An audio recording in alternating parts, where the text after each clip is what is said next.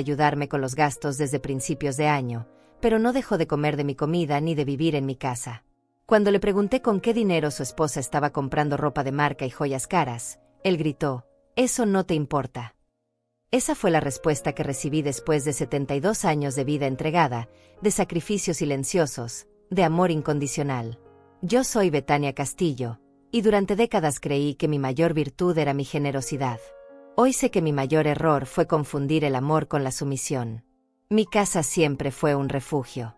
Un lugar donde las puertas estaban abiertas, donde la comida nunca faltaba, donde el cariño se servía en cada plato preparado con mis propias manos. Trabajé toda mi vida como costurera, con los dedos hinchados y la espalda doblada sobre telas ajenas, para construir este hogar. Cada mueble, cada cortina, cada rincón de estas paredes fue pagado con mi esfuerzo. Y lo hice con orgullo, porque pensaba que estaba construyendo una familia. César nació cuando yo tenía 25 años. Fue mi único hijo, mi razón de existir durante tanto tiempo. Lo crié sola después de que su padre nos abandonara cuando él apenas tenía 3 años. Hubo noches en las que me acostaba sin cenar para que él pudiera tener un plato lleno. Hubo inviernos en los que usé el mismo abrigo gastado para que él pudiera estrenar zapatos nuevos. Pero nunca me quejé. Cada sacrificio me parecía pequeño comparado con la alegría de verlo crecer sano y feliz. César fue un niño dulce. Recuerdo cómo me abrazaba cuando llegaba de la escuela, cómo me contaba sus sueños mientras yo cosía hasta tarde en la noche.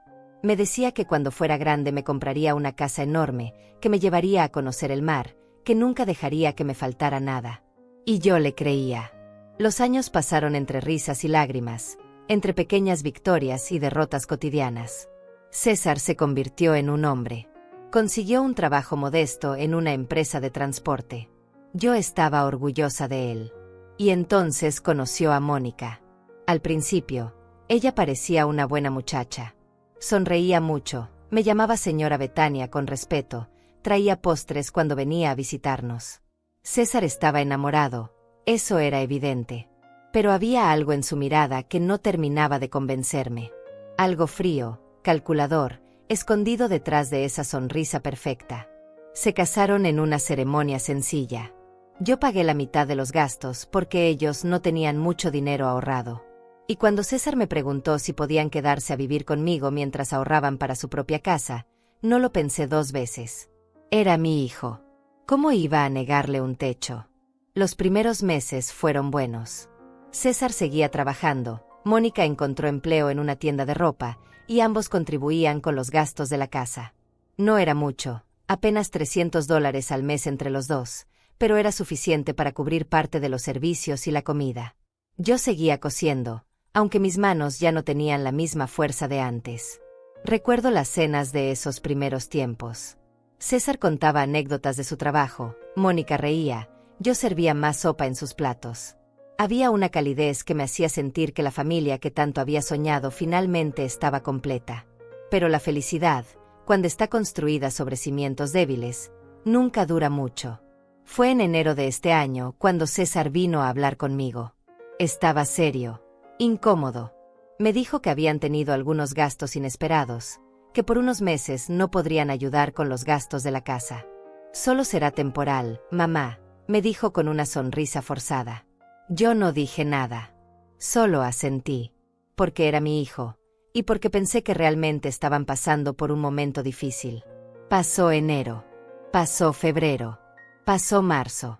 Y el dinero nunca llegó. Pero la comida que ellos consumían siguió saliendo de mi bolsillo. El agua caliente que usaban en largas duchas siguió siendo pagada por mí. Y yo seguía cocinando para 3, lavando para 3, limpiando para 3. Lo que más me dolía no era el dinero en sí. Era la falta de consideración. Era llegar cansada después de coser durante 8 horas y encontrar la cocina sucia, los platos amontonados, la ropa tirada en el sofá. Era ver cómo César pasaba horas viendo televisión mientras yo fregaba el piso. Había días en los que me sentaba en el borde de mi cama, con las manos temblorosas de cansancio, y me preguntaba cómo había llegado a esto. Pero cada vez que pensaba en hablar con César, algo dentro de mí se detenía. El miedo a parecer egoísta. Mi rutina se había vuelto mecánica. Me levantaba a las 6 de la mañana, preparaba café, hacía el desayuno. Luego iba a mi pequeño taller de costura. Allí pasaba 8, a veces 10 horas al día, haciendo arreglos de ropa, confeccionando vestidos. Cada puntada era un esfuerzo, pero no podía parar. Cuando regresaba a casa por las tardes, siempre encontraba el mismo escenario. César tirado en el sofá con su teléfono. Mónica en el cuarto viendo series. Nadie preguntaba cómo había estado mi día. Nadie ofrecía ayuda con la cena. Y yo cocinaba. Ponía la mesa. Los llamaba. Y comíamos en silencio, o peor aún, comíamos mientras ellos miraban sus teléfonos, ajenos a mi presencia. Pero lo que realmente empezó a perturbarme fue algo que comenzó a suceder en abril. Mónica empezó a llegar a casa con bolsas de tiendas caras. Bolsas de marcas que yo apenas conocía de nombre. Tiendas donde un simple vestido costaba más de lo que yo ganaba en una semana entera. La primera vez que la vi con una bolsa nueva, no dije nada. Pero luego fueron más bolsas. Más ropa. Más zapatos. Más carteras. Y no eran cosas baratas. Eran piezas de diseñador. Un día la vi probarse un vestido frente al espejo. «Qué bonito vestido», le dije. «¿Verdad?», respondió ella sin mirarme. «Me costó $500». $500. $500 en un vestido. Mientras yo seguía esperando los $300 mensuales que me debían desde hacía meses. Luego comenzaron las joyas. Un día Mónica apareció con unos aretes de oro con pequeños diamantes. Otro día fue una pulsera gruesa de plata. Después un collar que, según escuché, había costado $800. Cada nueva compra era una piedra más en mi estómago. Pero yo seguía sin decir nada. Seguía esperando. Seguía dándoles el beneficio de la duda. Hasta que una tarde, mientras preparaba la cena, ya no pude más. César y Mónica estaban en la sala, hablando sobre ir a un restaurante elegante. ¿Y de dónde vas a sacar el dinero para eso?, pregunté desde la cocina. Se hizo un silencio incómodo. Luego escuché los pasos de César acercándose. Apareció en la entrada de la cocina con el ceño fruncido. «¿Qué insinúas, mamá?», preguntó con un tono defensivo. «No insinúo nada», respondí. «Solo pregunto. Ustedes me dijeron que no tenían dinero para ayudar con los gastos, pero veo que Mónica compra ropa cara y joyas constantemente. Entonces me pregunto, César, ¿de dónde sale ese dinero?». Su rostro se endureció. Por un momento creí que iba a darme una explicación razonable, pero lo que salió de su boca fue peor que cualquier mentira. «Eso no te importa», gritó.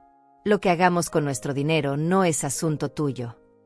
Me quedé paralizada. ¿Nuestro dinero? ¿El dinero que no tenían para contribuir a los gastos básicos de la casa donde vivían? César, yo solo. No, mamá. Ya basta. Estás siendo invasiva. Somos adultos y no tenemos que darte explicaciones. Mónica apareció detrás de él, con los brazos cruzados y esa sonrisa fría. No dijo nada, pero su expresión lo decía todo. Estaba disfrutando esto. Y dicho esto, se dio la vuelta y volvió a la sala con Mónica. Los escuché reír unos minutos después, como si nada hubiera pasado. Esa noche no cené. Me quedé sentada en la cocina, mirando la comida que había preparado, sintiendo como las lágrimas rodaban por mis mejillas. Por primera vez en mi vida, sentí que había perdido a mi hijo. Y en ese momento supe que algo dentro de mí había cambiado. Ya no iba a seguir callada. Decidí que era hora de abrir los ojos y descubrir qué estaba pasando realmente. Porque las mentiras siempre terminan saliendo a la luz. Y cuando la verdad finalmente apareciera, yo estaría lista para hacer lo que debía haber hecho desde el principio: defenderme. Los días que siguieron a ese enfrentamiento en la cocina fueron extraños. Como si algo invisible se hubiera roto entre nosotros. César y Mónica me evitaban. Salían temprano y regresaban tarde. Cuando coincidíamos en la casa, apenas cruzábamos miradas. El silencio se había instalado como un inquilino más, pesado y molesto. Pero ese silencio también me dio algo que no había tenido en mucho tiempo: espacio para pensar. Espacio para observar. Espacio para empezar a unir las piezas de un rompecabezas que había estado frente a mis ojos durante meses, pero que yo me había negado a ver. Comencé a prestar atención a los detalles.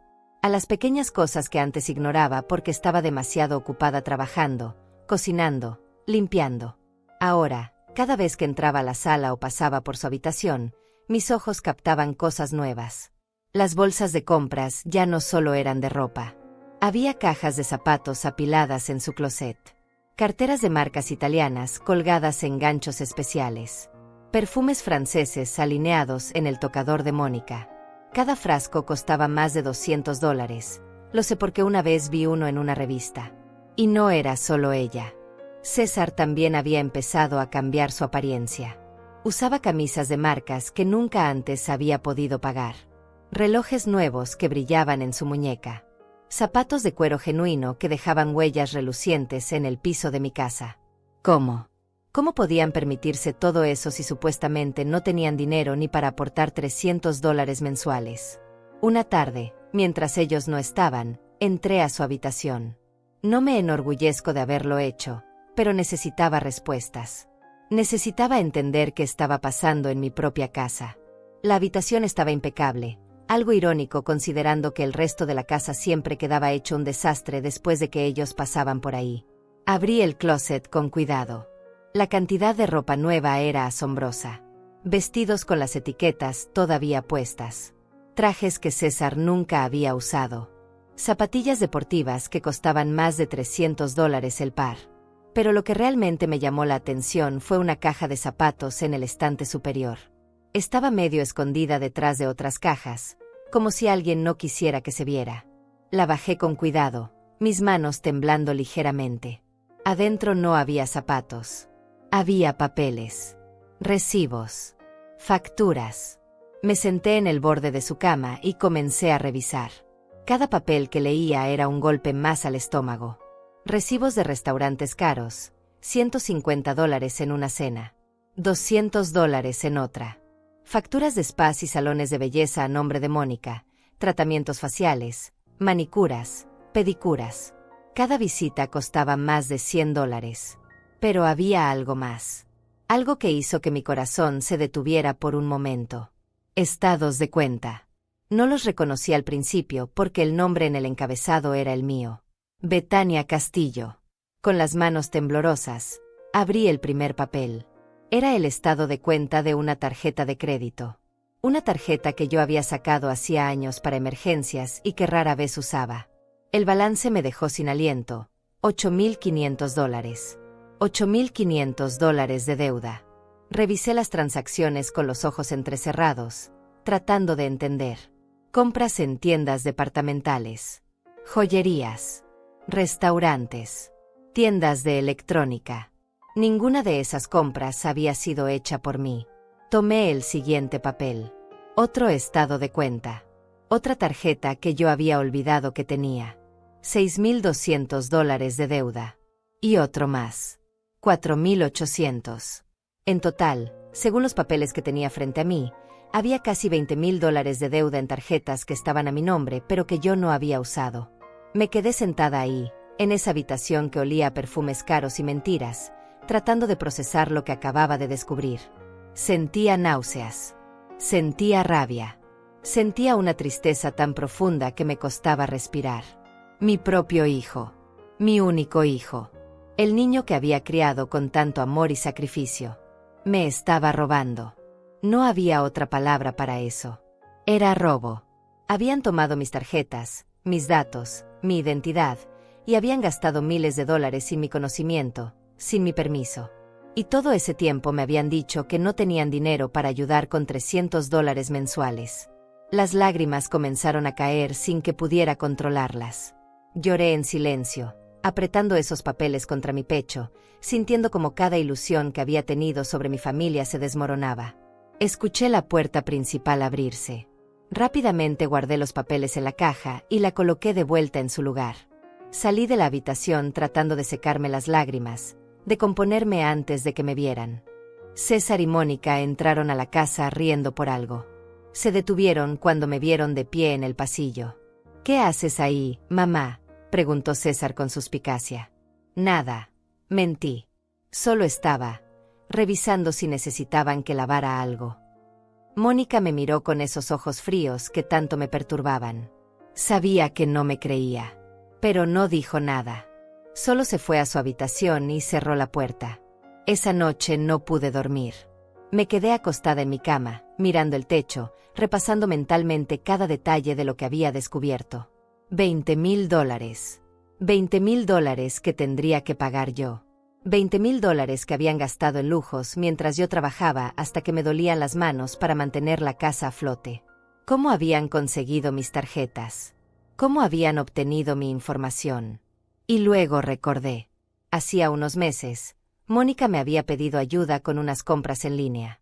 Dijo que su tarjeta no estaba funcionando y me pidió prestada la mía. Yo se la di sin pensarlo 2 veces. Después de todo, era mi nuera. Confiaba en ella. Qué tonta fui. Seguramente en ese momento tomó fotos de mis tarjetas. Memorizó los números.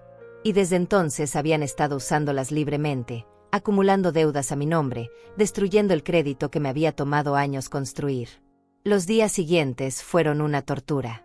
Cada vez que los veía, tenía que morderme la lengua para no gritar, para no confrontarlos ahí mismo. Pero algo me detenía. Una vocecita en mi cabeza que me decía que necesitaba más información, que necesitaba entender la magnitud completa de lo que estaban haciendo antes de actuar. Así que seguí observando. Seguí callada. Pero ahora con un propósito diferente. Ya no era la Betania sumisa que aceptaba todo sin cuestionar. Era una mujer que estaba juntando evidencias, preparándose para el momento en que finalmente pondría un alto a todo esto. Empecé a revisar mis otros documentos, mis estados de cuenta bancarios, mis ahorros. Y lo que descubrí fue aún peor de lo que había imaginado. Tenía una cuenta de ahorros que había estado alimentando durante años.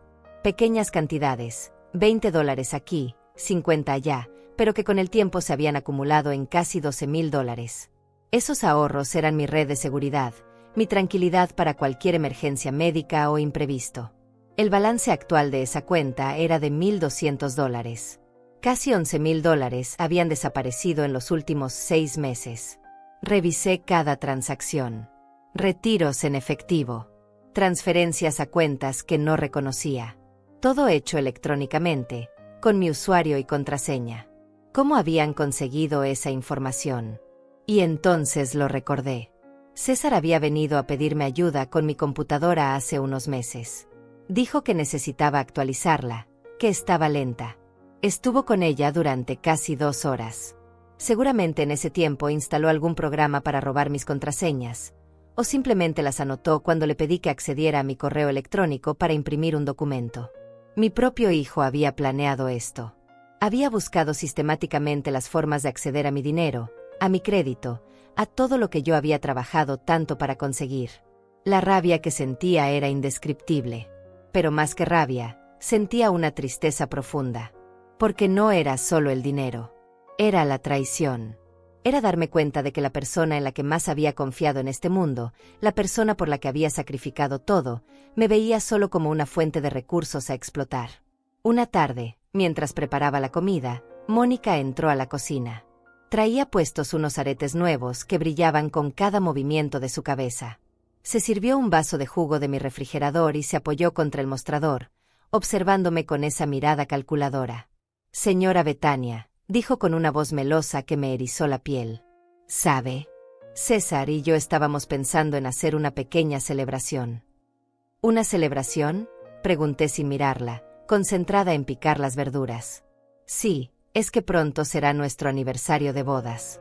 3 años ya. Y queríamos hacer algo especial.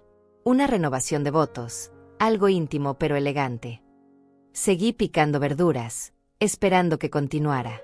Estábamos pensando en hacerlo en un salón bonito. Nada muy grande, tal vez 50 invitados. Con cena, música, decoración linda. Ya sabes, algo memorable. «Suena costoso», comenté, manteniendo mi tono neutral. «Bueno, sí, pero César y yo hemos estado ahorrando», mintió descaradamente. «Y además, pensamos que como familia, todos podríamos contribuir un poco. Ya sabe, para que sea algo especial». Ahí estaba. La verdadera razón de esa conversación. Querían que yo contribuyera económicamente a su fiesta. Después de robarme miles de dólares, después de no dar $1 para los gastos de la casa durante meses, tenían el descaro de pedirme dinero para una celebración. Ya veo, fue todo lo que dije. Entonces, ¿podríamos contar con usted? No pedimos mucho. Tal vez unos $2,000 para ayudar con el salón y la comida. $2,000. Querían $2,000 más. Se me revolvió el estómago. Lo voy a pensar, respondí finalmente. Mónica frunció el ceño. Claramente no era la respuesta que esperaba. Pero no insistió. Se fue de la cocina con su vaso de jugo, dejando un rastro de perfume caro en el aire. Esa noche, cuando estaba sola en mi habitación, tomé una decisión. No iba a confrontarlos todavía. No iba a darles la satisfacción de verme explotar, de verme vulnerable. En cambio, iba a hacer algo que debía haber hecho desde el principio. Iba a protegerme. Iba a tomar control de mis finanzas. Y cuando llegara el momento adecuado, cuando tuviera todas las cartas en mi mano, entonces actuaría. Al día siguiente fui al banco. Le expliqué al gerente que necesitaba cambiar todas mis contraseñas, bloquear mis tarjetas antiguas y obtener nuevas con números diferentes. Le dije que sospechaba que alguien había accedido a mis cuentas sin autorización. El gerente, un señor amable de unos 50 años, me miró con preocupación. ¿Quiere presentar una denuncia, señora Castillo? Lo pensé por un momento, pero sacudí la cabeza. Todavía no. Solo quiero asegurar mis cuentas por ahora. Hicimos todos los cambios necesarios. Nuevas contraseñas que solo yo conocería. Nuevas tarjetas. Alertas configuradas para cualquier transacción inusual. Me sentí un poco más en control al salir de ese banco. Pero sabía que esto era solo el principio. Porque lo que había descubierto hasta ahora era probablemente solo la punta del iceberg. Y tenía el presentimiento de que lo peor estaba por venir.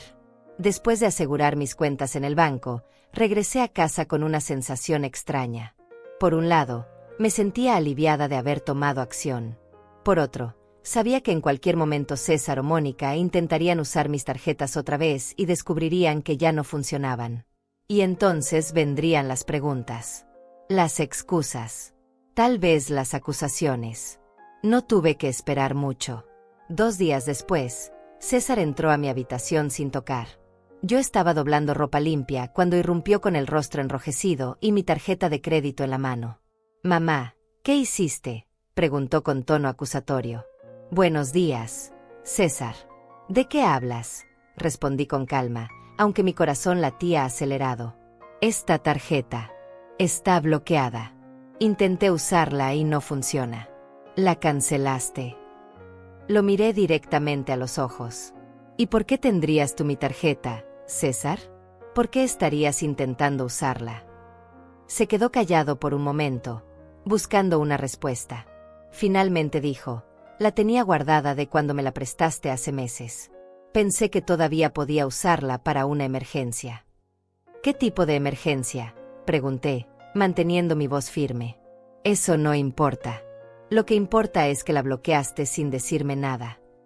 «César, es mi tarjeta. Mi dinero. No tengo que avisarte cuando hago cambios en mis cuentas». Su mandíbula se tensó. Podía ver la frustración creciendo en su rostro. «Estás actuando muy rara últimamente, mamá. Muy desconfiada.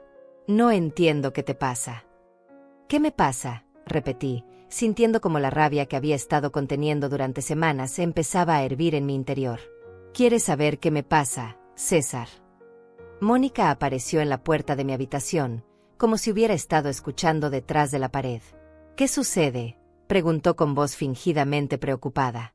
César señaló hacia mí. «Mi mamá bloqueó todas sus tarjetas. Sin razón alguna». «Tengo mis razones», dije firmemente. Mónica me miró con esos ojos fríos. «Señora Betania, entiendo que es su dinero, pero vivimos bajo el mismo techo. Somos familia. Deberíamos confiar los unos en los otros». Confiar. Esa palabra sonaba como una burla viniendo de su boca. La confianza se gana, Mónica, y se pierde cuando alguien abusa de ella. «¿Qué insinúas?», preguntó César, dando un paso hacia mí. «¿Nos estás acusando de algo?». Quería gritarles. Quería sacar todos los estados de cuenta que había encontrado y arrojárselos en la cara. Quería decirles que sabía exactamente lo que habían estado haciendo. Pero algo me detuvo. Una voz interior que me decía que todavía no era el momento. Que si mostraba todas mis cartas ahora, ellos encontrarían la forma de manipular la situación, de hacerme quedar como la mala. Así que respiré profundo y dije, no los estoy acusando de nada. Solo estoy siendo más cuidadosa con mis finanzas. A mi edad, tengo que pensar en mi futuro. ¿Tu futuro?, dijo Mónica con una sonrisa amarga. Nosotros somos tu futuro. Somos tu familia. ¿O acaso ya te olvidaste de eso? No he olvidado nada, respondí. Precisamente por eso estoy haciendo esto. César sacudió la cabeza con frustración. No te entiendo, mamá. Antes eras tan generosa, tan abierta con nosotros. Ahora actúas como si fuéramos extraños. Como si no pudieras confiar en nosotros. Cada palabra que decía era como una manipulación calculada. Tratando de hacerme sentir culpable. Tratando de hacerme creer que yo era el problema. César, ustedes llevan meses sin contribuir a los gastos de esta casa, dije con voz calmada pero firme. Comen de mi comida, usan mis servicios, viven bajo mi techo. Y mientras tanto, veo que Mónica compra ropa de marca y joyas caras. Que tú usas relojes nuevos y zapatos costosos. Entonces, perdóname si empiezo a hacer preguntas. Ya te dijimos que eso no es asunto tuyo, gritó César. Lo que hagamos con nuestro dinero no tiene nada que ver contigo. Tienes razón, dije, sorprendiéndolos a ambos con mi respuesta. Lo que hagan con su dinero no es asunto mío. Pero lo que pase en mi casa, con mis recursos, con mis cuentas bancarias, eso sí es completamente asunto mío. Mónica cruzó los brazos. Nadie está tocando tus cuentas, señora Betania. No sé de dónde sacas esas ideas. La miré fijamente. La desfachatez en su rostro era increíble. Podía mentir tan fácilmente, sin un solo rastro de culpa o vergüenza. Quiero que las cosas queden claras, dije, mirando a ambos. Esta es mi casa. Yo pago las cuentas. Yo pongo la comida en la mesa. Y de ahora en adelante, mis finanzas son privadas. No necesito explicarles qué hago con mi dinero. Pero somos tu familia, insistió César, ahora con un tono más suave, más manipulador. Las familias se ayudan entre sí. Se comunican. No se esconden cosas. Exactamente, César. Las familias se ayudan entre sí, repetí sus palabras. Entonces tal vez es hora de que ustedes empiecen a ayudar también. Porque hasta ahora, toda la ayuda ha venido de un solo lado. Mónica resopló. Ya veo. Esto es por el dinero que dejamos de darte. ¿Te molesta que no estemos contribuyendo en este momento? No me molesta que no contribuyan, dije, aunque era mentira. Me molesta la hipocresía. Me molesta que digan que no tienen dinero mientras gastan miles de dólares en lujos.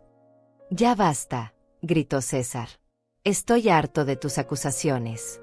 Estoy harto de que nos trates como si fuéramos unos criminales.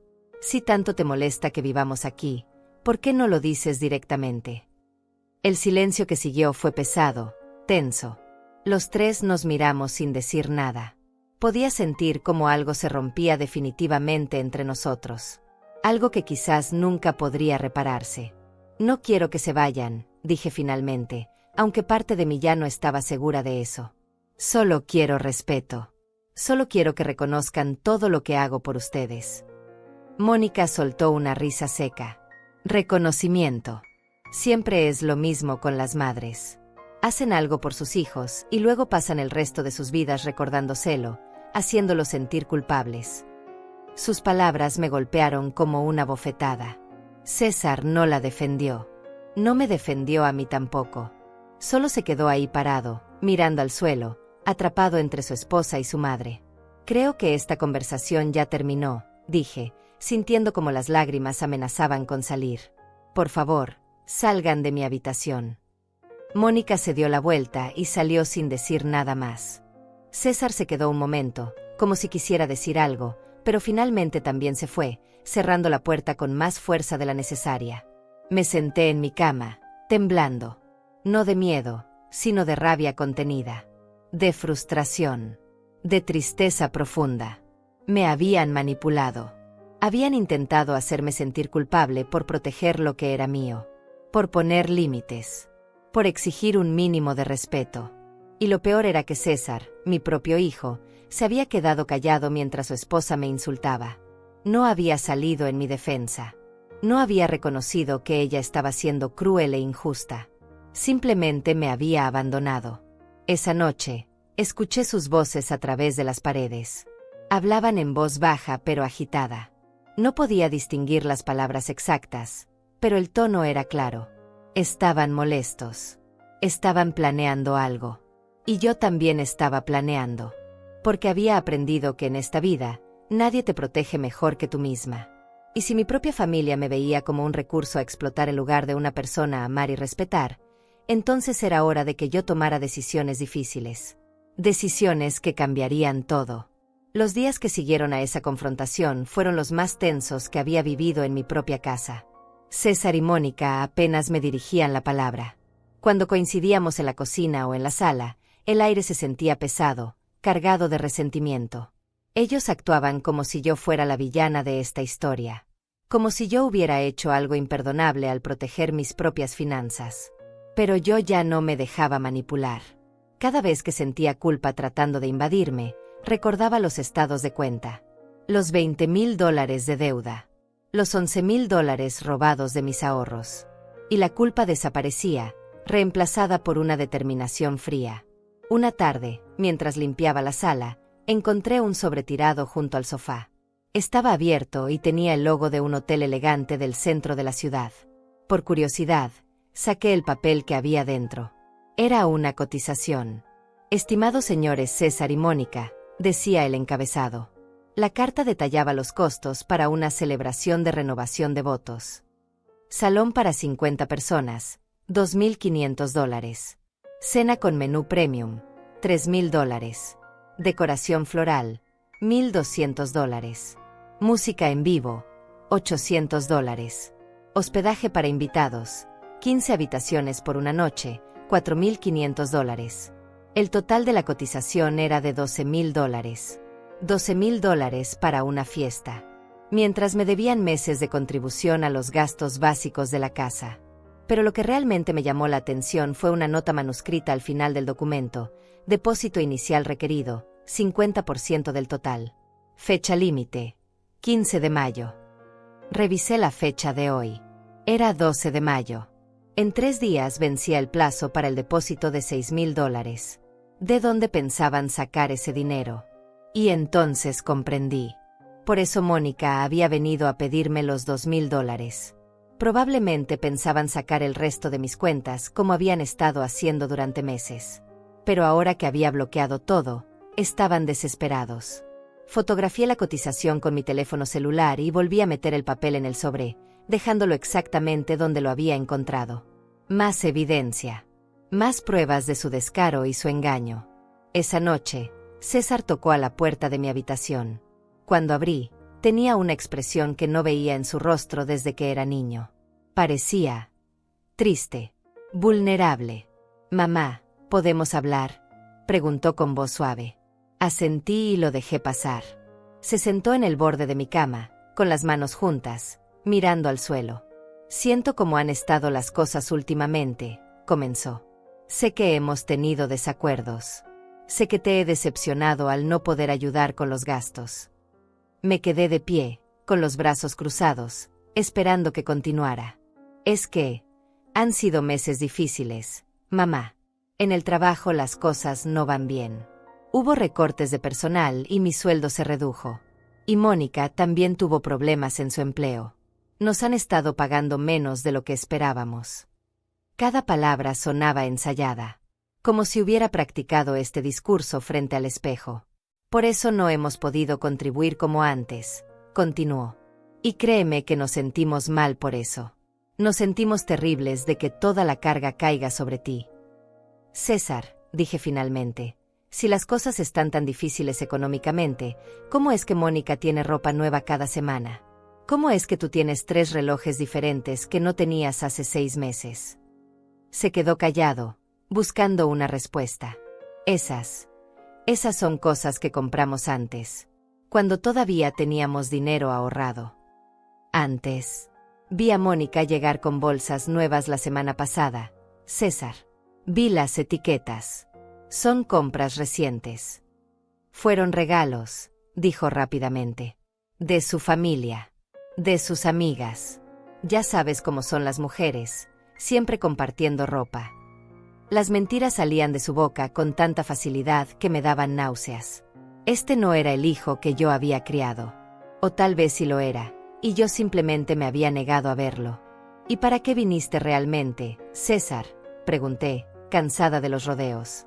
Respiró profundo. Quería pedirte algo. Sé que las cosas están tensas entre nosotros, pero Mónica y yo queremos renovar nuestros votos. Han sido 3 años de matrimonio y queremos celebrarlo. Queremos que sea algo especial. Ya me lo había mencionado Mónica. Y me pidió $2,000. Sí, bueno. Se frotó las manos nerviosamente. Es que el evento cuesta un poco más de lo que pensábamos. Y queríamos saber si podrías ayudarnos con unos $6,000. Sé que es mucho, pero te lo pagaríamos. En cuotas. Tan pronto como nuestra situación mejore. $6,000. El depósito exacto que necesitaban para el hotel. César, no tengo $6,000 para darte, dije, lo cual era técnicamente cierto. Después de todo lo que habían robado, mis ahorros estaban casi vacíos. Su expresión cambió. La máscara de vulnerabilidad cayó y vi un destello de frustración. Mamá, sé que tienes dinero ahorrado. Siempre has sido muy cuidadosa con tus finanzas. Ya no tengo tanto como crees, respondí, observando su reacción. ¿Y entonces para qué bloqueaste las tarjetas?, preguntó, revelando más de lo que pretendía. Si no es porque tienes dinero que proteger. Ahí estaba. La confirmación de que sabían exactamente lo que habían estado haciendo. Sabían que habían estado usando mis tarjetas. Y estaban molestos de que yo hubiera puesto un alto. Las bloqueé porque son mías, César. No necesito otra razón. Se puso de pie, la frustración ahora evidente en su rostro. No entiendo qué te pasa, mamá. Antes eras tan generosa. Siempre dispuesta a ayudar. Y ahora actúas como si el dinero fuera más importante que tu propia familia. El dinero no es más importante que la familia, dije con voz firme. Pero la familia tampoco debería aprovecharse de mí. La familia debería ser recíproca. Dar y recibir. No solo tomar. Nosotros no estamos tomando nada, dijo, levantando la voz. Estamos viviendo aquí porque tú nos lo ofreciste. Comemos aquí porque tú insistes en cocinar para todos. Nadie te está obligando a hacer nada. Sus palabras me dejaron sin aliento. La audacia. La falta total de gratitud o reconocimiento. Tienes razón, dije después de un momento. Nadie te está obligando a estar aquí. Y yo no estoy obligada a seguir sosteniendo tu estilo de vida. ¿Qué se supone que significa eso?, preguntó con tono defensivo. Significa que tal vez es hora de que busquen su propio lugar.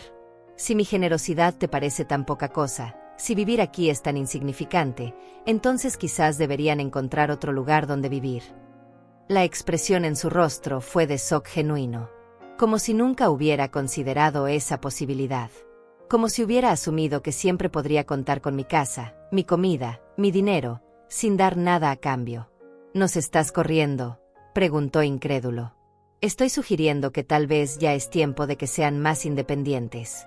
Tienen casi 30 años. César. Son adultos casados. No pueden vivir conmigo para siempre. No puedo creer lo que estoy escuchando, dijo, sacudiendo la cabeza. ¿Así es como tratas a tu único hijo? Echándolo a la calle. No te estoy echando a la calle. Te estoy diciendo que quizás necesitan su propio espacio. Su propia vida. Sin depender de mí. Mónica apareció en la puerta. Claramente había estado escuchando. ¿Qué está pasando aquí? Mi madre nos está corriendo, dijo César con voz cargada de dramatismo. No los estoy corriendo, repetí, cansada de la manipulación. Solo estoy sugiriendo que busquen su independencia. Mónica me miró con ojos llenos de veneno. Esto es increíble. Después de todo lo que César ha hecho por usted. Después de habernos quedado aquí para hacerle compañía, para que no estuviera sola. Y así nos paga. La risa que salió de mi boca fue amarga. ¿Hacerme compañía? ¿Ustedes creen que me están haciendo un favor al vivir aquí gratis, comiendo mi comida, usando mis servicios, gastando mi dinero sin mi permiso? Ahí está otra vez con sus acusaciones, dijo Mónica. Nadie ha gastado su dinero, señora Betania. Deje de inventar cosas. Los miré a ambos. A mi hijo, que evitaba mi mirada. A su esposa, que me veía con desprecio apenas disfrazado. Y en ese momento comprendí que esta situación solo podía terminar de una forma. Pero todavía no era el momento. Todavía necesitaba un poco más de información. Está bien, dije finalmente. Olviden lo que dije. No tienen que irse. Pero tampoco cuenten conmigo para financiar su fiesta. César abrió la boca para protestar, pero Mónica lo tomó del brazo. Vámonos, César. Tu madre ya dejó clara su posición. Salieron de mi habitación y los escuché discutir en voz baja mientras se alejaban por el pasillo. Cerré la puerta y me apoyé contra ella, respirando profundo. Sabía que algo iba a pasar pronto. Ellos necesitaban ese dinero para su celebración. Y yo acababa de cerrarles la puerta. La pregunta era, ¿qué harían ahora? La respuesta llegó más rápido de lo que esperaba. Y fue peor de lo que jamás hubiera imaginado. Pasaron 2 días en un silencio gélido. César y Mónica salían temprano y regresaban tarde, evitándome completamente. Yo seguía con mi rutina de siempre, trabajar en mi taller de costura, preparar comida que ellos comían sin agradecimiento, limpiar una casa que solo yo mantenía en orden. Pero algo había cambiado en mí. Ya no me sentía triste. Sentía una claridad fría, una determinación que no había sentido en años. Cada día que pasaba, me convencía más de que había estado viviendo una mentira. Que la familia que creía tener era solo una ilusión construida sobre mi propia negación. Fue el 14 de mayo cuando todo se derrumbó completamente. Ese día tuve que salir temprano a entregar un vestido de quinceañera que había estado confeccionando durante semanas. La clienta vivía del otro lado de la ciudad, así que sabía que estaría fuera la mayor parte del día. Le dejé una nota a César diciéndole que había comida en el refrigerador y que regresaría por la tarde. Pero el tráfico estuvo mejor de lo esperado. Entregué el vestido, recibí mi pago, y regresé a casa alrededor de las 2 de la tarde. Casi 3 horas antes de lo planeado. Al abrir la puerta, escuché voces. Voces que venían de mi habitación. Mi propia habitación. Con el corazón latiendo fuerte, caminé silenciosamente por el pasillo. La puerta de mi cuarto estaba entreabierta. Y lo que vi me heló la sangre. César estaba sentado frente a mi pequeño escritorio, con mi computadora portátil abierta. Mónica estaba a su lado, mirando la pantalla por encima de su hombro. En la mesa había papeles esparcidos, mis estados de cuenta, documentos personales, chequeras. Tiene que tener más dinero en alguna parte, decía Mónica con frustración. Una vieja como ella no puede haber gastado todo. Ya revisé todas las cuentas que encontré, respondió César, tecleando rápidamente. Solo le quedan como $2,000 entre todas. Es como si hubiera movido el dinero a otro lugar. Pues encuéntralo, exigió Mónica. Necesitamos ese depósito para mañana o perdemos el salón. Ya mandamos las invitaciones. Ya le dijimos a todos. No podemos cancelar ahora. Estoy intentando, dijo César con irritación. Pero cambió todas sus contraseñas. No puedo acceder a nada nuevo. Entonces tendremos que hacerlo de otra forma, dijo Mónica después de un momento. Su voz tenía un tono calculador que me erizó la piel. ¿Dónde guarda sus joyas? Esa cadena de oro que siempre usa debe valer algo. César se quedó callado por un momento. Luego dijo, no sé si. No sabes si qué, lo interrumpió Mónica. César, hemos gastado miles de dólares preparando esta celebración. Le dijimos a todo el mundo que iba a ser el evento del año.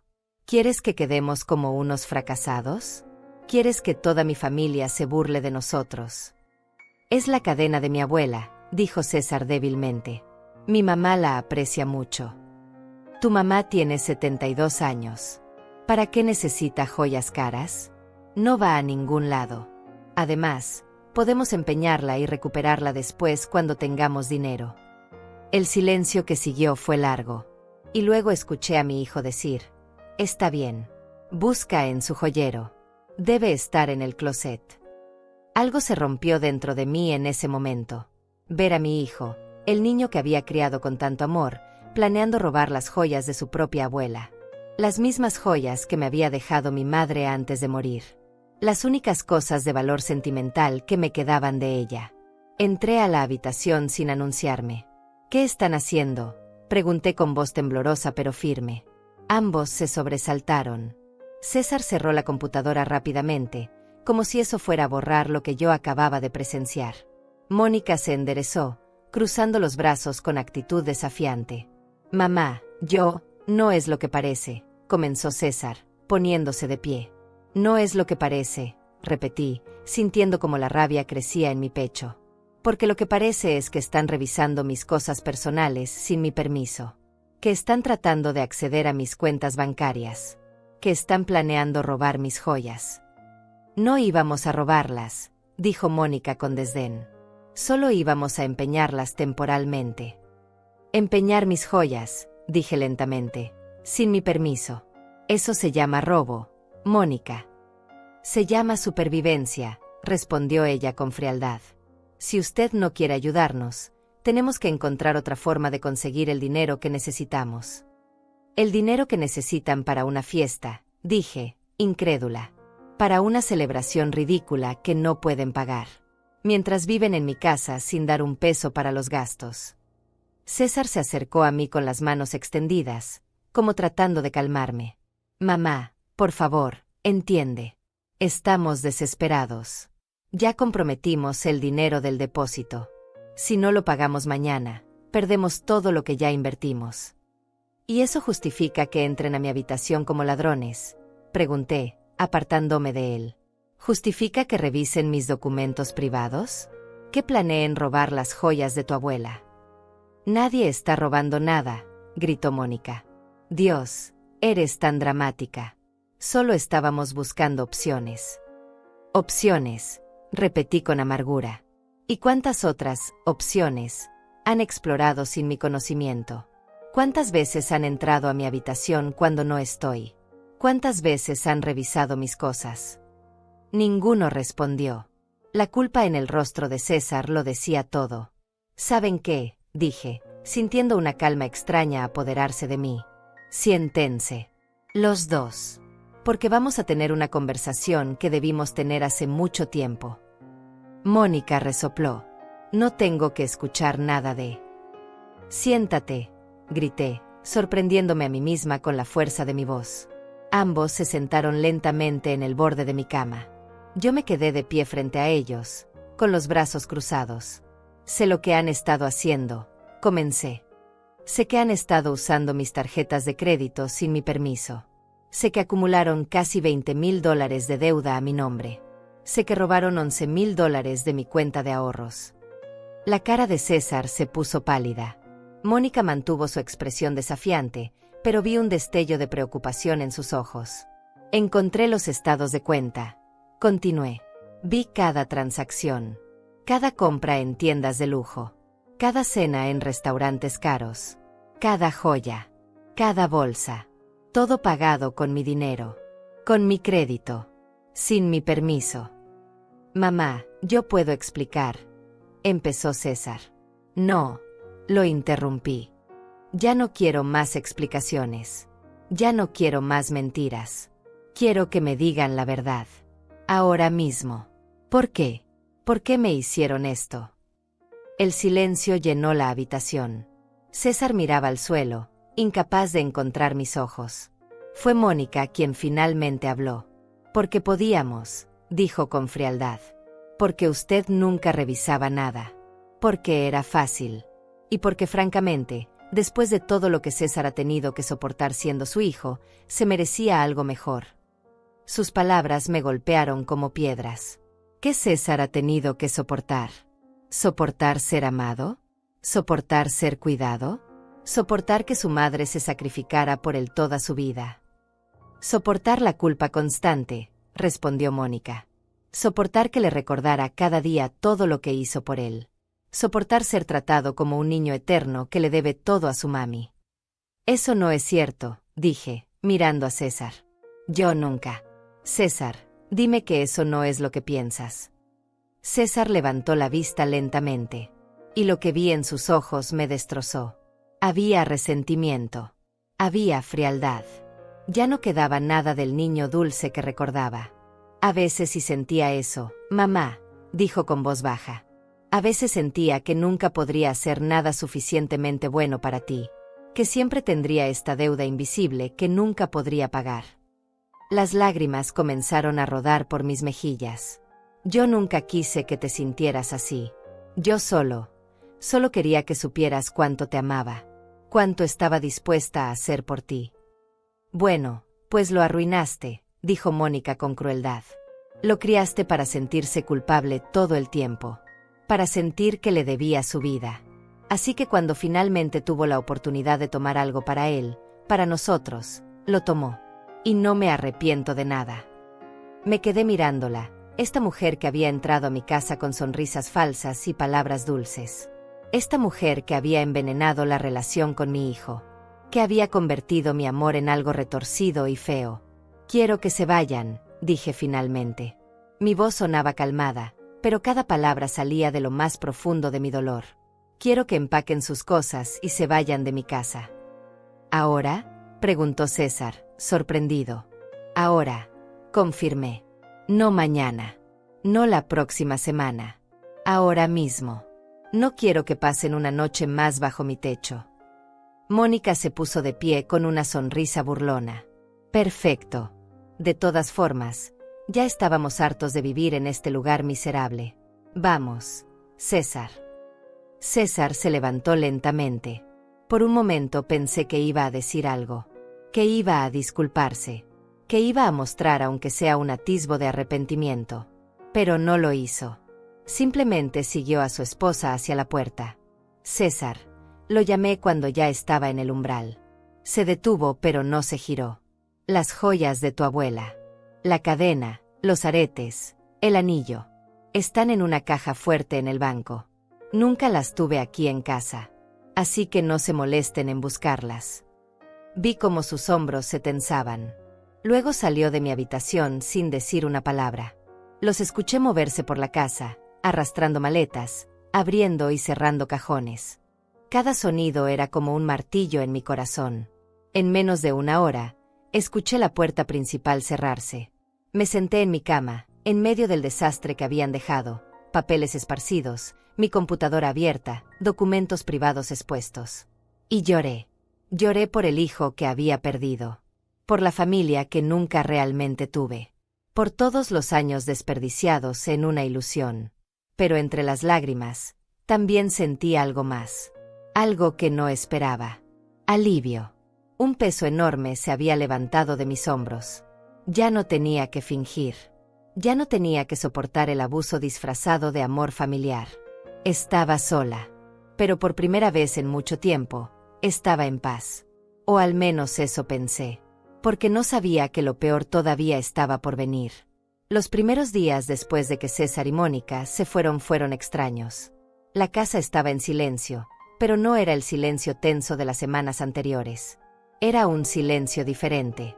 Vacío, sí, pero también limpio. Como si un aire viciado finalmente hubiera sido expulsado. Me dediqué a limpiar mi habitación. Organicé todos los papeles que habían dejado esparcidos. Cambié las sábanas. Abrí las ventanas para que entrara aire fresco. Era como si estuviera borrando su presencia, recuperando mi espacio.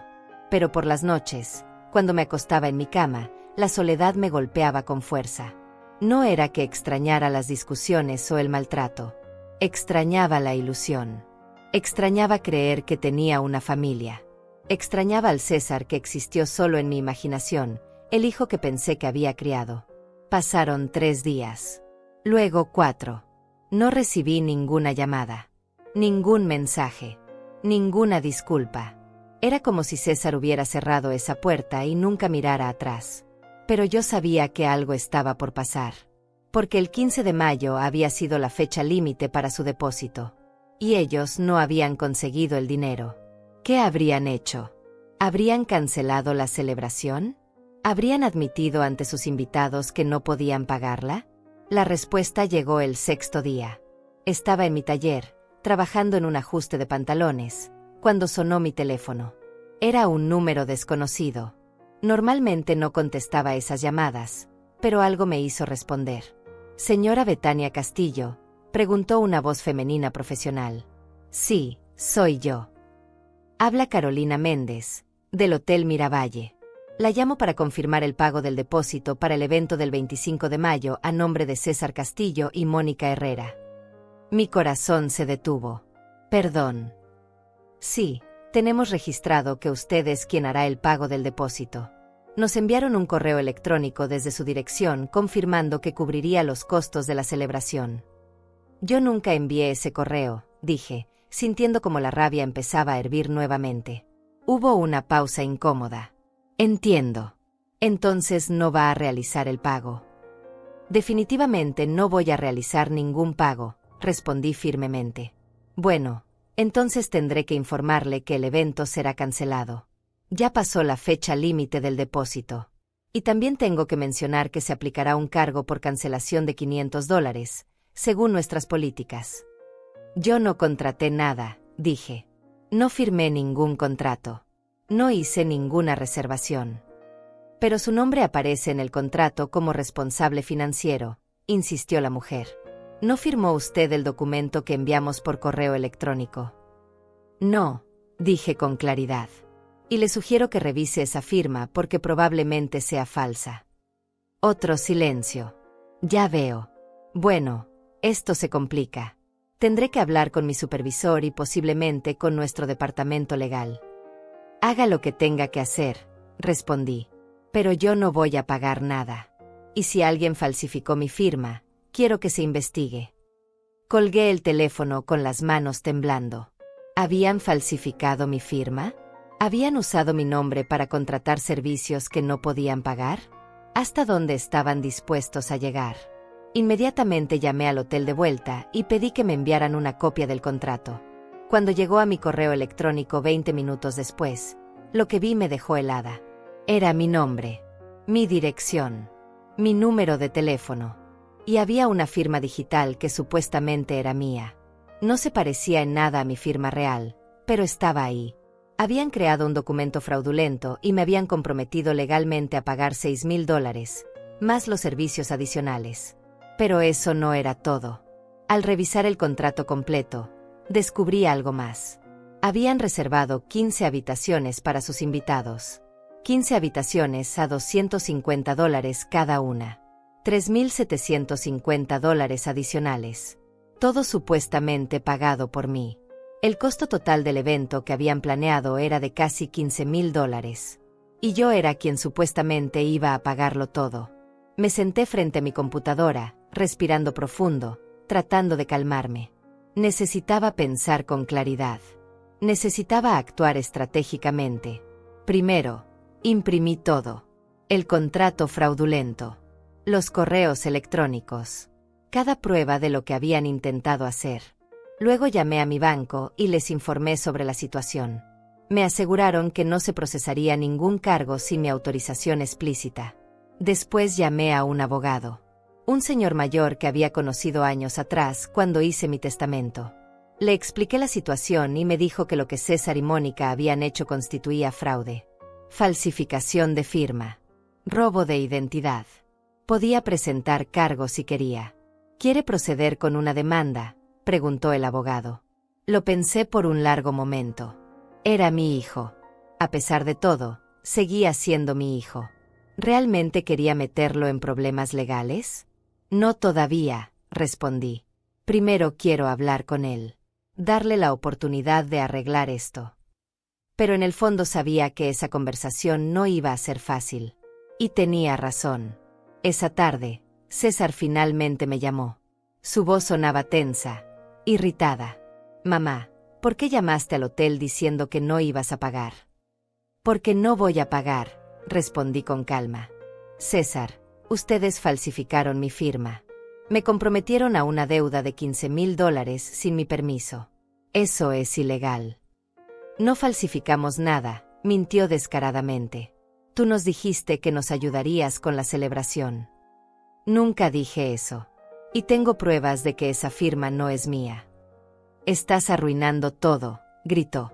Ya mandamos las invitaciones. Ya le dijimos a todo el mundo. Mónica está desesperada. Su familia piensa que somos unos fracasados. Eso no es mi problema, César. Ustedes crearon esta situación.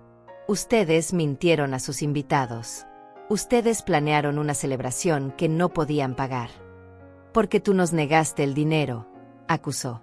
Si nos hubieras ayudado como una madre normal, nada de esto habría pasado. Una madre normal no permite que sus hijos adultos la roben y abusen de ella, respondí con firmeza. Una madre normal pone límites. Y eso es exactamente lo que estoy haciendo. ¿Sabes qué? Olvídalo, dijo con amargura. Ya encontraremos la forma de solucionarlo. Siempre lo hacemos. ¿Cómo van a solucionarlo, César? ¿Robando a alguien más? ¿Falsificando más firmas? Ya verás, dijo con un tono extraño, casi amenazante. Ya verás cómo lo solucionamos. Y colgó. Me quedé mirando el teléfono con un mal presentimiento.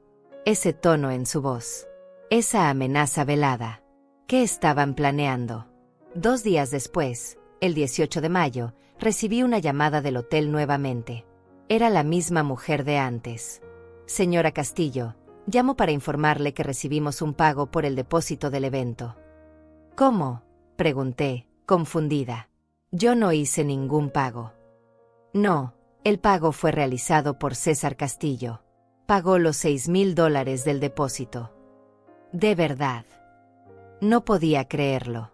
¿De dónde sacó ese dinero? No tengo esa información, señora. Solo le informo que el evento está confirmado. Y también quería preguntarle sobre el pago de las habitaciones. ¿Cuándo piensa realizar ese pago? Yo no voy a pagar las habitaciones, dije firmemente. Ese no es mi evento. Yo no contraté nada. Si César hizo el depósito, entonces él es responsable del resto. Entiendo. Entonces actualizaré el contrato para reflejar que César Castillo es el responsable financiero del evento completo. Por favor, hágalo, dije con alivio. Y elimine mi nombre de cualquier documento relacionado con esto. Cuando colgué, no pude evitar preguntarme, ¿de dónde había sacado César $6,000? No había conseguido un préstamo, porque su crédito estaba arruinado después de todo lo que había gastado. No había vendido nada valioso porque no tenía nada. Entonces, ¿cómo? La respuesta llegó 3 días después, cuando recibí una llamada de mi hermana Esmeralda, a quien no veía desde hacía meses. Betania, ¿es cierto que estás enferma?, preguntó con voz preocupada. ¿Enferma? No, estoy perfectamente bien. ¿Por qué preguntas? Porque César me llamó hace una semana. Me dijo que te habían diagnosticado con cáncer. Que necesitabas tratamientos caros y que estaban juntando dinero para ayudarte. Me pidió que contribuyera lo que pudiera. El mundo se detuvo a mi alrededor. ¿Y tú le diste dinero?, pregunté, aunque ya sabía la respuesta. Sí, dijo Esmeralda. Le di $2,000. Y también llamó a tu prima Celeste, a tu comadre Mariela, y a varios de tus conocidos. Según sé, juntó bastante dinero.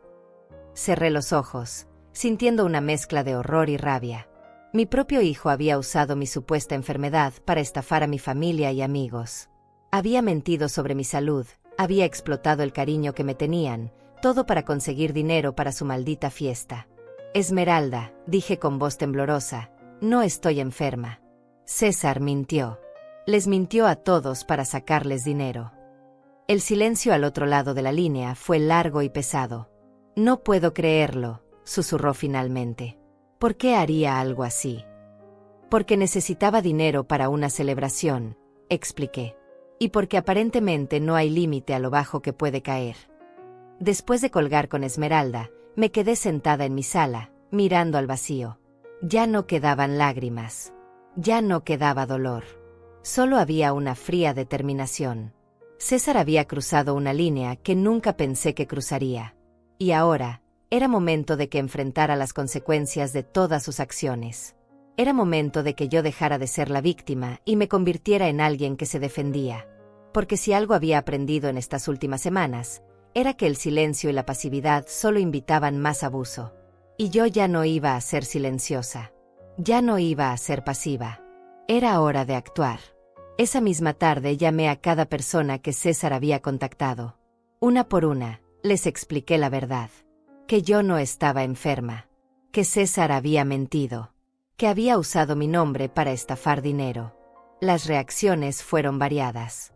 Mi hermana Esmeralda estaba furiosa. Mi prima Celeste lloró de indignación. Mi comadre Mariela me dijo que había sospechado algo, pero que no quiso dudar de César. Entre todos, habían dado casi $7,000. $7,000 robados usando mi salud como excusa. Mi supuesto cáncer como arma de manipulación. ¿Vas a hacer algo al respecto?, preguntó Esmeralda. Sí, respondí con una calma que me sorprendió a mí misma. Voy a hacer algo. Pero antes necesitaba un plan. No quería simplemente confrontarlos. No quería solo gritar y llorar. Quería que entendieran, que sintieran aunque fuera una fracción del dolor que me habían causado. Y entonces se me ocurrió.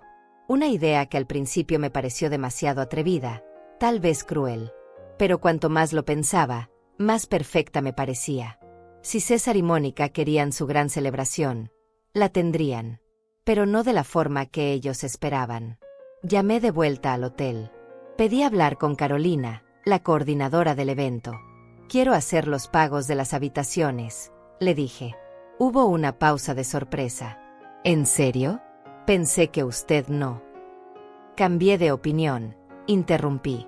Quiero que todo salga perfecto. Es la celebración de mi hijo, después de todo.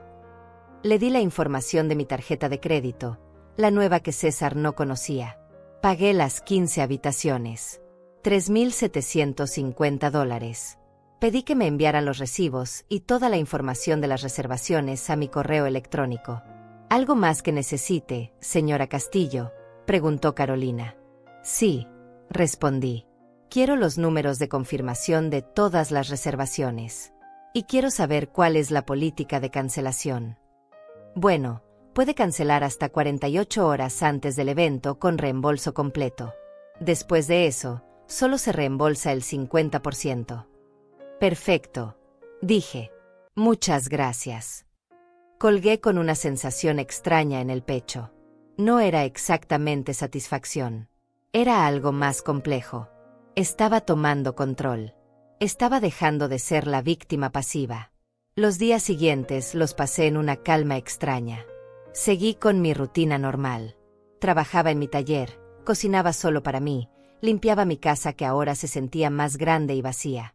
Pero mi mente estaba siempre calculando, planeando. César no me llamó en esos días. Supongo que estaba demasiado ocupado preparando su gran celebración, organizando detalles, presumiendo ante sus amigos sobre la fiesta del año.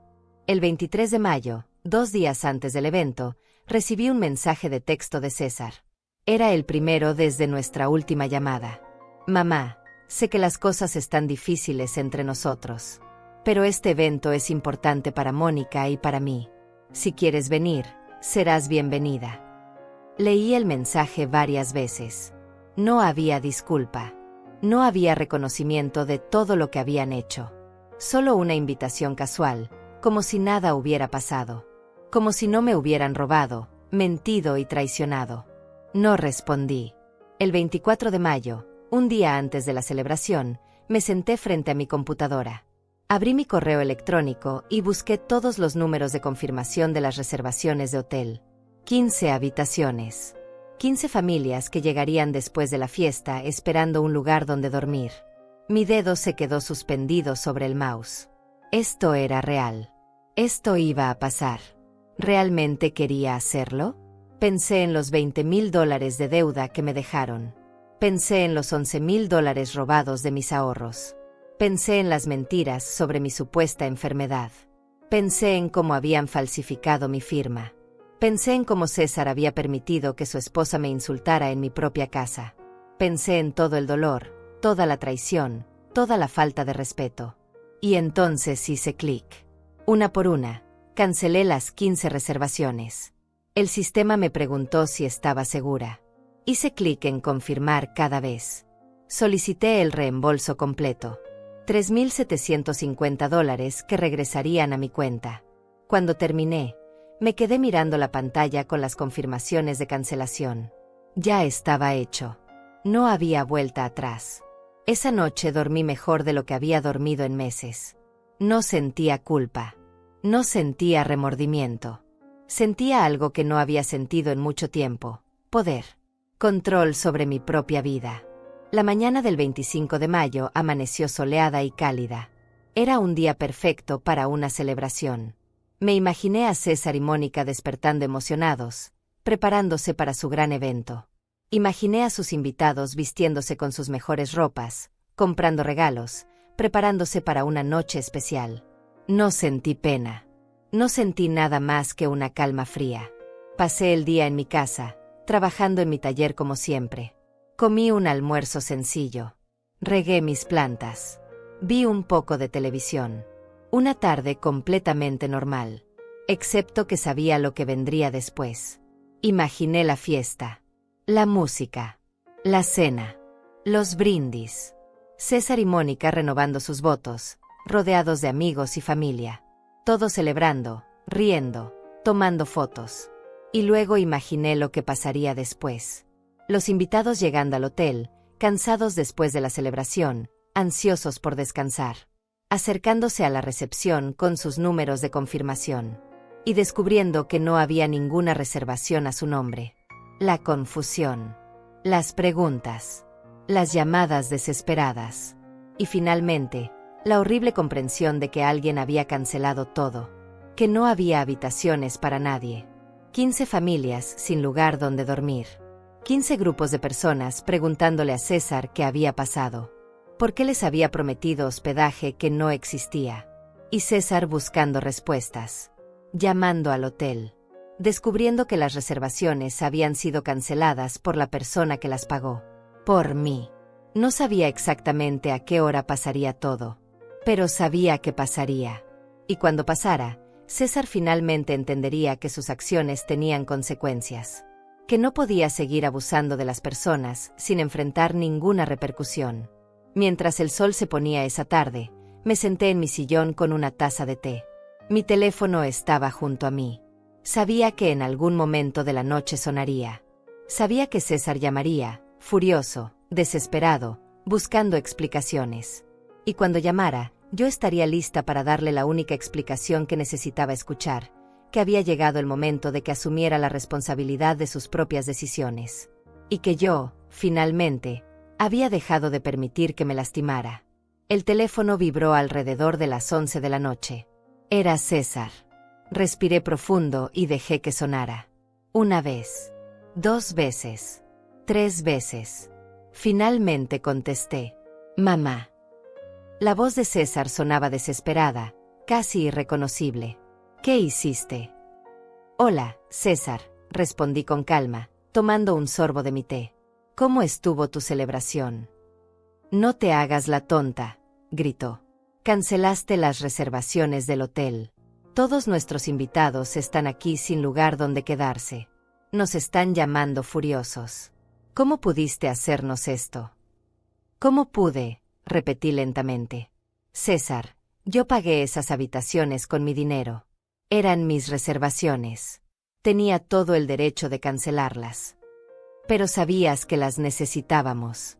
Sabías que toda la familia de Mónica venía de fuera de la ciudad. Ahora están buscando hoteles a medianoche y todo está lleno. Nos hiciste quedar como unos idiotas. No, dije con firmeza. Yo no los hice quedar mal. Ustedes se hicieron quedar mal solitos. Ustedes prometieron algo que no podían pagar. Ustedes mintieron a sus invitados. Tú nos prometiste que pagarías, mintió descaradamente. Nunca prometí nada, César. De hecho, les dije claramente que no iba a financiar su fiesta. Pero ustedes siguieron adelante de todas formas. Falsificaron mi firma. Robaron dinero a mi familia mintiendo sobre una enfermedad que no tengo. Y ahora me culpan a mí. Escuché voces de fondo. Mónica gritando algo que no pude entender. Luego su voz se acercó al teléfono. «Vieja amargada», gritó Mónica. «Hiciste esto por pura maldad. Porque no soportas vernos felices. Porque eres una envidiosa que no quiere que tu hijo tenga una vida mejor que la tuya». «Mónica», dije con una calma que hasta a mí me sorprendió, «yo pagué esas habitaciones. $3,750 de mi bolsillo. Dinero que ustedes nunca me pidieron, simplemente asumieron que yo cubriría. Así como asumieron que podían usar mis tarjetas de crédito. Así como asumieron que podían robar mis ahorros». «No robamos nada», gritó ella. «Tengo los estados de cuenta», continué. «Tengo todas las transacciones. $20,000 en deudas que ustedes acumularon a mi nombre. $11,000 que desaparecieron de mi cuenta de ahorros. Y tengo testigos de cómo César estafó a mi familia diciendo que yo tenía cáncer». El silencio que siguió fue largo. Luego escuché la voz de César nuevamente, ahora más controlada pero igual de furiosa. «¿Y esto es tu venganza? ¿Arruinar nuestra noche especial? ¿Humillarnos frente a todos?» «No es venganza, César», respondí. «Es justicia. Es la consecuencia natural de sus acciones. Ustedes me robaron, me mintieron, me faltaron el respeto en mi propia casa. Y yo me quedé callada durante mucho tiempo. Pero ya no más». «Eres una mala madre», dijo con veneno en su voz. «Una madre de verdad nunca le haría esto a su hijo». Sus palabras me dolieron, no voy a mentir. Pero ya no me destrozaban como antes. Porque finalmente había entendido algo importante. César ya no era el niño que yo había criado. O tal vez nunca lo fue. Tal vez yo simplemente me había negado a ver quién era realmente. «Una madre de verdad», dije lentamente, «enseña a sus hijos que las acciones tienen consecuencias. Una madre de verdad pone límites. Una madre de verdad no permite que la abusen en nombre del amor. Y eso es exactamente lo que estoy haciendo ahora». «Te vas a arrepentir de esto», amenazó Mónica desde el fondo. «No», dije con certeza. «No me voy a arrepentir. Lo único de lo que me arrepiento es de haber tardado tanto en defenderme». «No vuelvas a llamarnos», dijo César. «No vuelvas a buscarnos. Para nosotros, ya no tienes un hijo». Y colgó. Me quedé sentada en mi sillón, mirando el teléfono en mi mano. «Ya no tienes un hijo». Esas palabras deberían haberme destrozado. Deberían haberme hecho llorar, rogarles que volvieran, disculparme por todo. Pero no lo hicieron. Porque la verdad era que hacía mucho tiempo que no tenía un hijo. No de la forma que importaba. Tenía a alguien que compartía mi sangre, sí. Pero no tenía a alguien que me amara, me respetara, me valorara. Los días que siguieron fueron silenciosos. Pero no era el silencio doloroso de antes. Era un silencio sanador. La casa se sentía más liviana. El aire más limpio. Mi hermana Esmeralda vino a visitarme. Me abrazó durante largo rato sin decir nada. Luego nos sentamos juntas a tomar café. «¿Cómo te sientes?», preguntó. Lo pensé por un momento. Triste, admití. Pero también aliviada. Liberada. Como si me hubiera quitado un peso enorme de encima. «Hiciste lo correcto», dijo Esmeralda, apretando mi mano. «Sé que duele. Sé que es difícil. Pero nadie merece ser tratado como te trataron a ti. Ni siquiera por tu propio hijo». Lloré esa tarde. Pero fueron lágrimas diferentes. No eran lágrimas de desesperación o impotencia. Eran lágrimas de liberación. De aceptación. De cerrar un capítulo doloroso. En los días siguientes, me dediqué a reorganizar mi vida. Hablé con el banco sobre las deudas que César había dejado. Hablé con mi abogado sobre los pasos a seguir. Hablé con un contador sobre cómo recuperarme financieramente. No sería fácil. Tenía $20,000 de deuda que pagar. Había perdido la mayoría de mis ahorros. Pero por primera vez en mucho tiempo, sentía que tenía control sobre mi futuro. Esmeralda sugirió que fuera a terapia. «No para que perdones a César», aclaró, «sino para que te perdones a ti misma. para que sueltes la culpa que sé que estás cargando. Tenía razón. Parte de mí todavía se sentía culpable. ¿Había sido muy dura? ¿Había exagerado?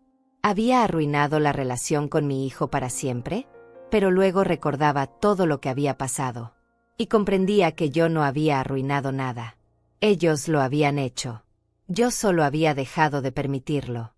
Una tarde, mientras cosía junto a la ventana, vi pasar a una madre joven con su hijo pequeño. El niño la miraba con adoración, le mostraba una flor que había encontrado. Ella se agachaba para recibirla, sonriendo. Y comprendí algo. El amor entre padres e hijos es hermoso cuando es recíproco. Cuando hay respeto mutuo. Cuando ambos se valoran y se cuidan. Pero cuando se convierte en una calle de un solo sentido, cuando uno solo da y el otro solo toma, eso ya no es amor. Es abuso disfrazado de obligación familiar. Yo había dado todo por César. Y él había tomado todo sin agradecer, sin valorar, sin respetar. Y cuando finalmente puse un límite, cuando finalmente dije basta, él me castigó con su ausencia. Pero su ausencia era mejor que su presencia tóxica. Su silencio era mejor que sus demandas constantes. Su desprecio era más honesto que su falso afecto. Me estaba liberando. Lentamente, dolorosamente, pero finalmente me estaba liberando de la ilusión que me había mantenido atrapada durante tanto tiempo. Y aunque el camino por delante era incierto, aunque la soledad a veces pesaba, sabía que estaba caminando hacia algo mejor. Hacia la paz. Hacia la dignidad. Hacia una vida donde yo importaba. Donde mis necesidades eran válidas. Donde mi dolor era reconocido. Estaba aprendiendo a vivir para mí misma. Y eso, descubrí, era un regalo que nunca pensé que me permitiría recibir. Pasaron los meses. El verano se convirtió en otoño, y con él llegó una transformación que nunca imaginé posible. No fue dramática ni repentina. Fue suave, gradual, como el cambio de las estaciones. Empecé a llenar mis días con cosas que había olvidado que disfrutaba. Me inscribí en un taller de pintura en el centro comunitario.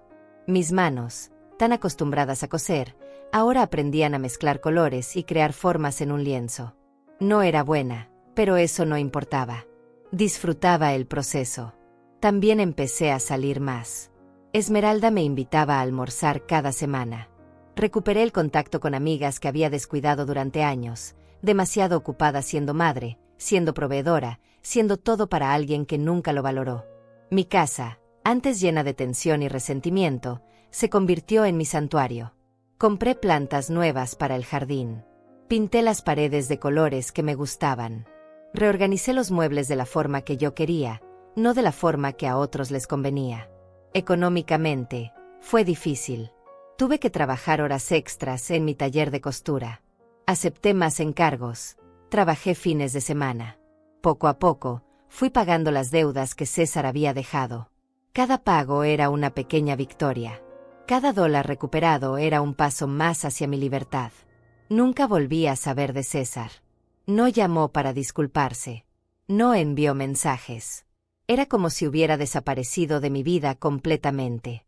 Y aunque al principio eso me dolía, con el tiempo comprendí que su ausencia era el mejor regalo que podía haberme dado. Porque finalmente podía sanar. Finalmente podía ver con claridad todo lo que había estado negando durante años. La manipulación. El abuso. La explotación sistemática de mi amor y mi bondad. Un día, mientras tomaba café en mi jardín, mi prima Celeste vino a visitarme. Traía noticias. Betania, dijo con cuidado, vi a César el otro día en el supermercado. Mi corazón dio un vuelco, pero mantuve mi rostro sereno. ¿Y cómo estaba? Se veía cansado. Estaba comprando cosas baratas, marcas genéricas. Mónica no estaba con él. Hizo una pausa. Me saludó, pero se veía avergonzado. Como si quisiera decir algo, pero no supiera qué. No dije nada. Solo asentí. ¿Tú crees que algún día regrese?, preguntó Celeste. Que se disculpe. No lo sé, respondí honestamente. Y ya no sé si me importa. He aprendido que no puedo forzar a nadie a valorarme. No puedo obligar a nadie a tratarme con respeto. Lo único que puedo hacer es respetarme a mí misma. Celeste sonrió tristemente. Te ves diferente. Más ligera. Como si te hubieras quitado un abrigo pesado. Tenía razón. Me sentía más ligera. Porque había dejado de cargar con la culpa que no me correspondía. Había dejado de responsabilizarme por las decisiones y acciones de otra persona, incluso si esa persona era mi hijo. Empecé a ir a terapia, como Esmeralda había sugerido. Al principio fue difícil hablar de todo. Pero mi terapeuta, una mujer sabia llamada Elvira, me ayudó a entender patrones que había repetido toda mi vida. El amor verdadero no agota, me dijo un día. El amor verdadero no te deja vacía.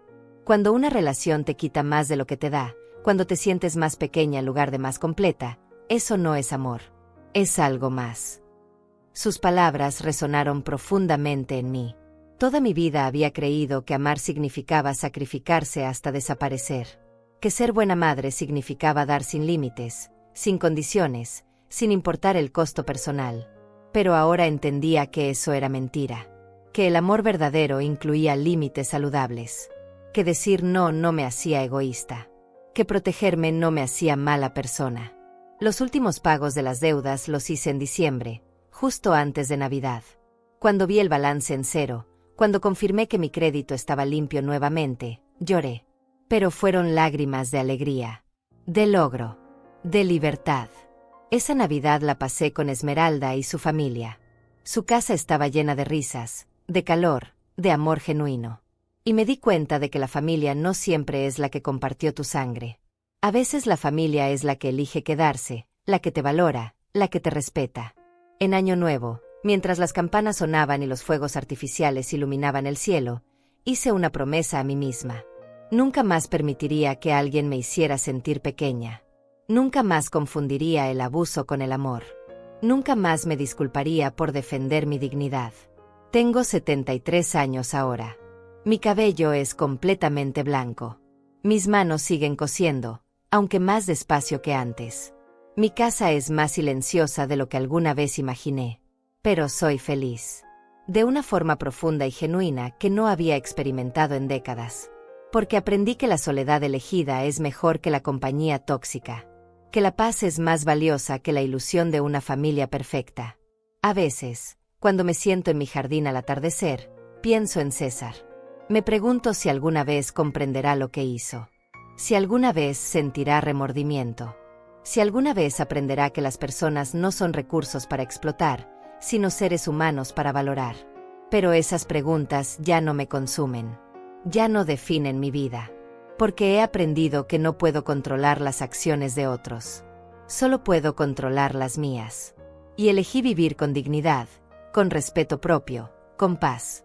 Mi vida no es perfecta. Todavía hay días difíciles. Todavía hay momentos de soledad. Pero son nada comparado con la agonía de vivir sometida al abuso constante. Recuperé algo que había perdido hace mucho tiempo. Yo misma. Mi voz. Mi fuerza. Mi valor como persona más allá de lo que podía dar a otros.